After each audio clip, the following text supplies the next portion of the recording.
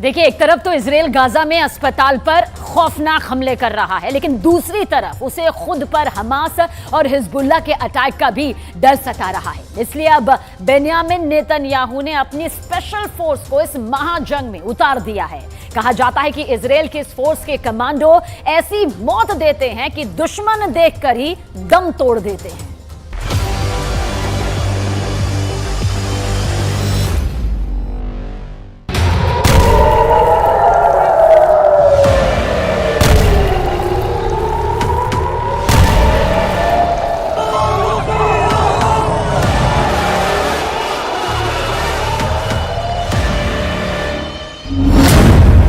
Hamas के खिलाफ Israel का सबसे भरोसेमंद हथियार मोसाद फेल हो चुका है। इजरायल की सबसे एलीट यूनिट शिन बेत पूरी तरह से नाकाम हो चुकी है। इजरायल की आर्मी अब तक हमास का पूरी तरह से सफाया कर पाने में नाकाम साबित हुई है। दूसरी तरफ हिजबुल्लाह ने इजरायल पर चढ़ाई करने का इरादा पक्का कर लिया है। ऐसे में नेतन्याहू को समझ में नहीं आ रहा कि वो क्या करें।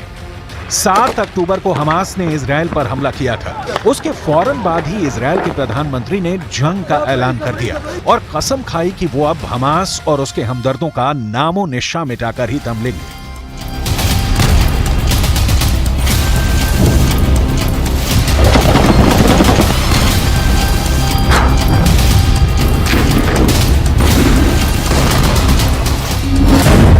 नेतन्याहू ने जब अपनी उस यूनिट को हमास और हिजबुल्लाह के खिलाफ उतारने का फैसला किया, जिसका ट्रैक रिकॉर्ड 100% है,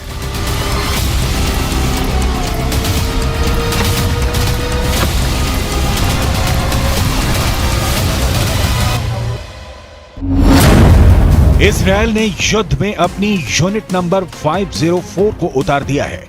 यूनिट नंबर 504 यानी वो कमांडो टीम जो एक हमले में 50 दुश्मनों को मारती है और फिर बाकी 500 दुश्मन हमला देखकर दम तोड़ देते हैं। यानी ये दुश्मनों को इतनी दर्दनाक मौत देती है कि 10 गुना दुश्मन देखकर मर जाते हैं।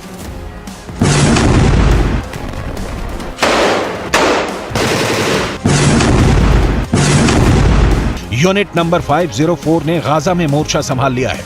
हाईटेक हथियारों से लैस 504 यूनिट के सैनिक चुन चुन कर हमास के लड़ाकों को मार रही है, टैंक से अटैक कर रही है, बिल्डिंग से दुश्मनों पर गोलियां बरसा रही है, हर उस बिल्डिंग में जाकर हमास को ढूंढ ढूंढ कर उनका खात्मा कर रही है। हमास का छुपना मुश्किल सा हो गया है। हमास के सामने मौत है और यूनिट नंबर 504 इसकी पूरी गारंटी के साथ गाजा में उतरी है।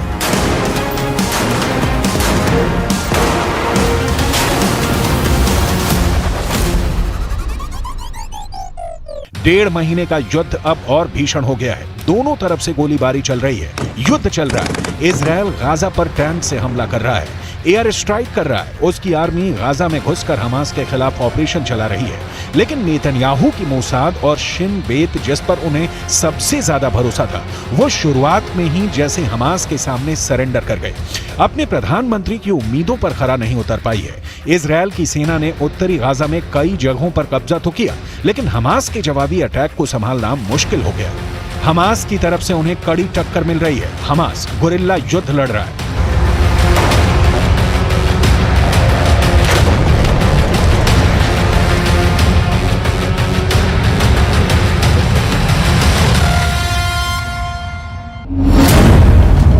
यही वजह है कि गाजा में चल रहे युद्ध में इजरायल के 70 से ज्यादा सैनिक मारे जा चुके हैं। ये इजरायल के उन सैनिकों के अंतिम संस्कार की तस्वीरें हैं जिन्हें युद्ध के दौरान हमास के लड़ाकों ने मार दिया। इसमें 23 साल के सैनिक माज केरेट बत्तिया भी शामिल थे, जिसे हमास के लड़ाकों ने मार दिया। माज केरेट गाजा में अपने साथी सैनिकों के साथ हमास के खिलाफ मोर्चे पर थे। तभी एक ऐसा हमला हुआ कि जान बचाकर भागने की नौबत आ गई, लेकिन कामयाबी नहीं मिली। वो जिस ऑपरेशन का हिस्सा थे उसमें इजरायल के एक लेफ्टिनेंट रैंक के अफसर की भी मौत हुई है। एक तरफ इस ऑपरेशन में इजरायल को सैनिकों की भारी कीमत चुकानी पड़ रही है, दूसरी तरफ उसके हथियार भी हमास और हिजबुल्लाह के निशाने पर हैं। युद्ध के दौरान हमास और हिजबुल्लाह ने चुन चुन कर इजरायल के सबसे बेहतरीन टैंक मरकावा को फोड़ा।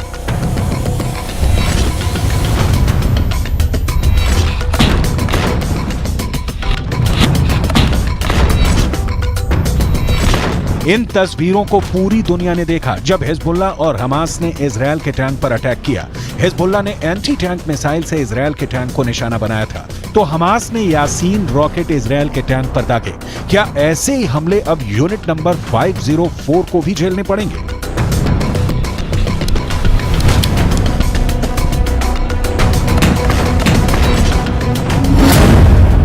उन्नीस में योम किप्पुर युद्ध के बाद इजरायल को यह समझ में आ गया था कि उसकी डिफेंस फोर्स की इंटेलिजेंस मिस्र और सीरिया के हमलों का पता लगाने में नाकाम रही है।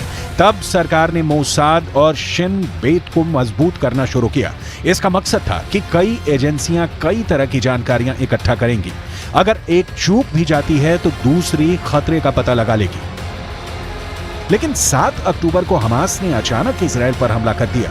इस हमले के बाद से ही लगातार मोसाद पर सवाल उठने लगे। उसको फेल करार दे दिया गया। एक समय मोसाद और शिन बेत लेबनान में सक्रिय थी। यूनिट 504 भी एक समय यही थी। बाद में मोसाद का फोकस ईरान और इंटरनेशनल आतंकियों पर हो गया। वहीं शिन बेत को गाजा से जुड़ी जिम्मेदारी मिली। यूनिट 504 ने गाजा के अपने जासूसों को शिन बेत के हवाले कर पूरा फोकस लेबनान पर लगा दिया और अब हमास और इजरायल के युद्ध 504 यूनिट की एंट्री हो चुकी है। लेकिन इजरायल की यूनिट नंबर 504 को सिर्फ गाजा में हमास की ही नहीं बल्कि लेबनान बॉर्डर की भी जिम्मेदारी मिली हुई है। इजरायल पर गाजा से तो टक्कर मिल ही रही है, लेबनान बॉर्डर भी उसके लिए सिरदर्द बना हुआ है। ऐसे में इजरायल फंस गया है कि वो गाजा संभाले या लेबनान बॉर्डर पर फोकस करे।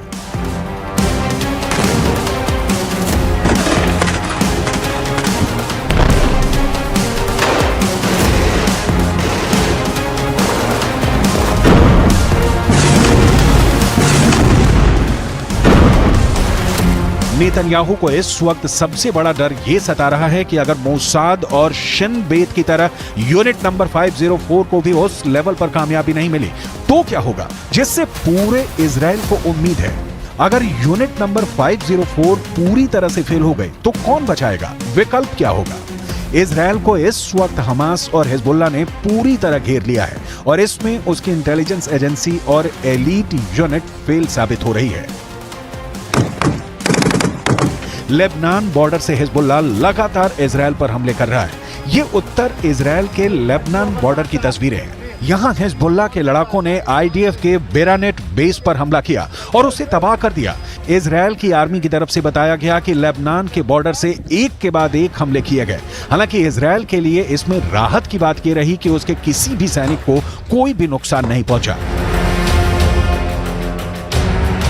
इजरायल को यह भी पता है कि हमास और हिजबुल्लाह के पास जब तक हथियार रहेंगे तब तक उसकी जमीन पर हमले होते रहेंगे। लिहाजा इजरायल के निशाने पर हमास के हथियार गोदाम है। इस तस्वीर को आईडीएफ ने जारी किया है।